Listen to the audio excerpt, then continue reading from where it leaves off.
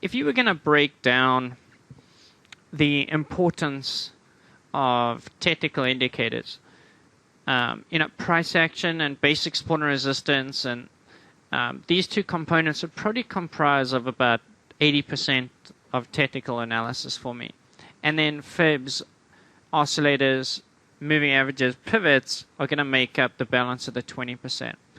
So, and now this obviously is just my interpretation on the market. It's just my way of doing things. It is not necessarily the only way to do it. And I know as a newer trader that oscillator is very attractive because it makes trading look very simple, right? When you get a cross down, you look to sell, and when you get a cross up, you look to buy. And the more I dug into technical analysis, the more I realized that this is not the case, unfortunately. And I will say that oscillators are really almost useless without the knowledge and interpretation of support and resistance. All right, so the other thing to think about is I see a lot of folks using many different oscillators. Having 3, sometimes 4, maybe even 5 oscillators on their charts. Now, I'm sure there's a method to this, but a lot of times you're going to be getting exactly the same information from these oscillators. And often, I tried to use MACD and stochastics, or even CCI and stochastics, and I found myself getting more confused than having any clarity out of this. So now I only use stochastics, and couple that with price action, support and resistance, and I'm okay with that in my stochastic settings. Pull them up for you here. 853. And then I use 75, 80, or 80-20 on the oversold lines there. But those are my settings. Those are the best settings. I don't know. It's what I use. All right. Now, with anything, oscillators are also lagging indicators. All right. So, as with all technical indicators, it's important that we lead the indicator with, in other words, the oscillator needs to do what we expect it to do around the turning points of the market that we anticipated. All right. So on Friday, on Friday we had, just switching out to a 4-hour. We had sort of the 3130 zone as our rollover area. All right. So we anticipate price rolling over there. So the fact that we stochastic cross and cross down is no surprise to us, because that was the zone by which we expected things to roll over. Why? Well, we had a 50% fib in that area. We also had previous resistance. We had pivots. We had all sorts of things there. Hence why we expected it to roll over. The fact that the oscillator conformed to that is only a bonus. You don't look to trade, and once again, this is just my opinion, and obviously this is a contentious point, but I don't take trade signals from oscillator crosses. I like to use the oscillators to help me stay in a prevailing direction of a trade. I do not use oscillators as buy and sell signals. All right? And just as everything else that we've talked about, oscillators are fractal in their nature, meaning that you might have a situation.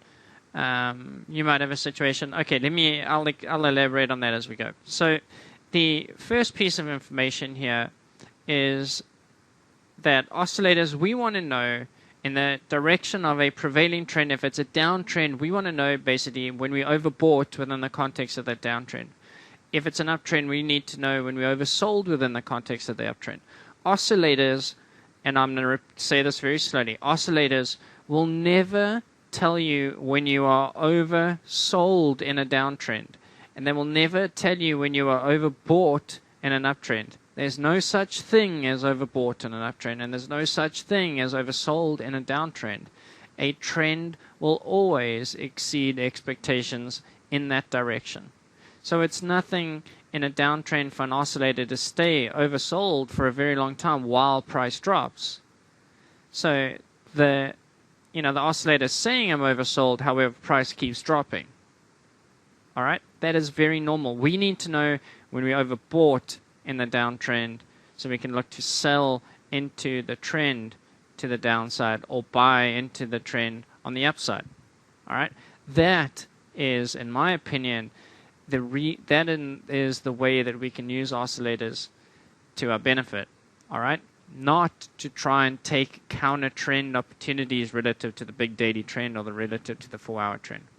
All right, now if we're looking at I put CCI up here because CCI is a nice one for just describing the absolute overboughts and oversold. So let's say the basics behind commodity channel index here is that when we in, say, our we talked about in previous videos our red zone here, for instance, if we coming out of a red zone and price breaks, the CCI passes above 200 and then crosses back down through 200, that cross down through 200 is the signal to sell within the context of the downtrend. So said differently, if this is our red zone on the euro, this is a 4-hour got you looking at here, and you cross up through 100, it's the cross back down through 100 that provides a sell signal, and so on and so forth. So here, it's the cross back down through 100 off our red zone that would have given you the short signal.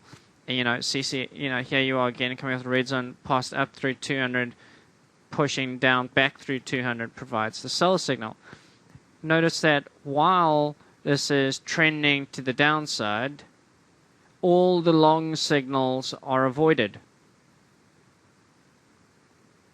Right, so I don't use CCI, but I'm just showing CCI for the benefit of this conversation to illustrate oversolds within the context of the downtrend. All right, so I ignore all these bar signals, and yes, if I was using CCI, I'd wait for the recross back down below the broken 200 or 100 as a signal if we were going to use it in such a manner. All right, but I just thought I'd introduce CCI just to show, trend is your number one priority. Then you want to look at sell signals within the context of that trend. So if you don't know price action and support and resistance, CCI means nothing to you. All right, these are just the defaults. So it's CCI 14, and then it's minus 100, minus 200, plus 100, plus 200. That's it. All right, but my favorite is stochastics.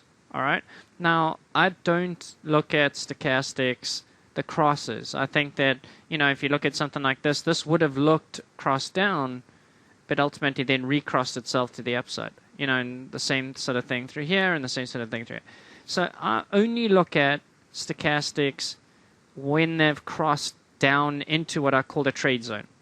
So once they've come from overbought or oversold, and they've then made their cross down, and they profoundly, with angle and separation, into the trade zone, then I would take that as quote-unquote a short signal.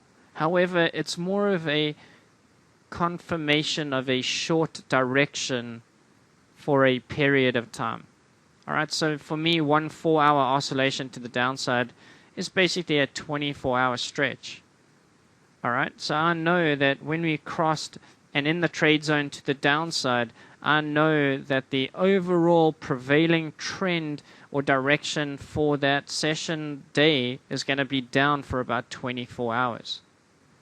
All right, and if we get a fresh daily stochastic cross to the downside, I know that the prevailing direction is probably going to be short for about 10 trading days. Said differently, an hourly cross into the trade zone, if we're looking at sort of something like this to the downside, like I said, I only look at it once it's crossed and in the trade zone, once it's crossed and in the trade zone, once it's crossed. I don't watch the crosses per se and look at those as opportunities to buy and sell. I'll only look at the oscillator once it is in the trade zone. So for me, this is a signal now because it is established into the trade zone to the downside.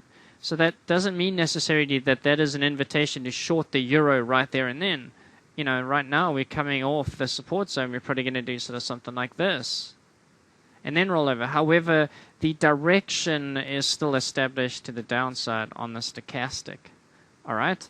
So if I go back to the 4 hour, I do not consider this a bullish stochastic. Why? Because it is still orientated to the downside. It's trying to cross to the upside, but that is not a bullish stochastic. It would have to do something like this for me to be bullish on it. And then, price is probably doing something like this. Then I would look for a support reason to buy the euro in alignment with this, providing it made sense on the price action, support and resistance, and other things. All right? So where the conflict comes in with oscillators is not on one time frame. It's when you mix it with multiple time frames. Because if you could have a daily, 4 hour, hourly, and say 15 minute. Okay? And you could have a daily stochastic doing this. And really this applies to MACD, this applies to CCI, this applies to RSI. Whatever you're doing, there's many I got to be really specific. This is why I said at the beginning of the video that oscillators to me only represent 5% of a trading strategy, because they open to interpretation, they change frequently. If you're not watching oscillators based on support and resistance, and the crosses or the oscillations need to occur as you foresee them occurring around your turning points, I would highly advise not following oscillators for direction, for changes in the market. I think you're going to be disappointed. All right? Which is the easy thing to do as a newer trader, is to follow them because it's black or white. It's easy. All right? But I would suggest otherwise. All right? So let's say you have a daily stochastic down. All right? So this is basically saying, it's going to be short for roughly 10 days. All right. However, your 4 hour might be just sort of crossing to the upside. All right. And your hourly might be all the way at the top of the cycle and just kind of try to roll over a touch. All right. And we'll leave the 50-minute out of the equation now for a minute. All right. So which one of these do you believe? You have a daily signal down, a 4 hour signal up, and the hourly at the top of the cycle. So to me, this is saying, overall, the market's heading down, so we're retracing on price, but we're halfway through the retracement because the hourly is exhausted. So on price, we're trying to do something like this. Right? We're probably here, and price is heading up. It's saying, we're going to be long for about another 8 to 10 hours on this 4 hour, to get to the red zone, to short for another few days on the daily. So price is saying it's likely to do sort of something like this. Push up and then roll over. So what's it going to look like? So then the hourly is likely to cycle like this. Okay. And that would constitute this little pullback. And then you're likely to sync up the hourly and the 4 hour together. And then the hourly look like it's coming together, but sort of recross itself to the upside. And then once you got this hourly and 4 hour in the trade zone to the upside, that then will complete this rise. And then when your hourly will lead the 4 hour to the downside, and then your 4 hour will sort of cross as your hourly starts to get to the bottom. Notice how you get 2 hourly oscillations for every 1 oscillation you get on the 4 hour, and you get several 4 hour, about 2 4 hour oscillations for every 1 daily oscillation. All right? Then your hourly is going to lead your 4 hour rollover, but that's going to take us to a green zone of the rise on price. So then you're likely to bounce off this green zone on price, but the overall market, because of the 4 hour and the daily, are pushing to the downside. Then this will mean sort of something like this on the hourly. Kind of a recross. Oops, I botched the artwork there. Okay? And then this would be a lower high on the hourly, and a rollover, and then your hourly stochastics are going to roll over, and then that'll be a large drop, because then you'll have a lower high on price, an hourly, a 4 hour, and the daily all in the same direction. All right. So coming to grips with these oscillations across multiple time frames is also key, but what's more important is interpreting the support and resistance and where the oscillations are going to take place relative to the price action. That is what is important. All right. And in future videos, we're going to look at how to tie in these oscillations with the support and resistance. Tomorrow, I'm going to cover moving averages. Wednesday, I'm going to publish time of day related stuff. And then we're going to start tying all these things into each other. We're going to start tying in correlation, our price action, our EMAs, our pivots, our oscillators. And we're going to basically look at more and more examples of how to interpret different technical indicators in different time frames. And the thing with oscillators is not necessarily when to follow them. The thing that comes with experience and time is knowing when to ignore them. That is probably the biggest skill. All right, and we're going to cover that in future months. So always appreciate your feedback. I've got a few different things going on at FX Bootcamp. I've decided to extend my session to 5-6 hours. I'm going to run it more as sort of a joint trading team affair and do some live, basically trade my live account as more of an office environment. And it'll just expand our market exposure a lot more. I always look forward to your feedback on YouTube. If you can thumbs up the video if you like what's going on there, or leave me comments, that would be great. Alternatively, at ForexDavid or at david@fxbootcamp.com for my email. Thanks, everybody, and we'll talk to you tomorrow for some moving average lessons.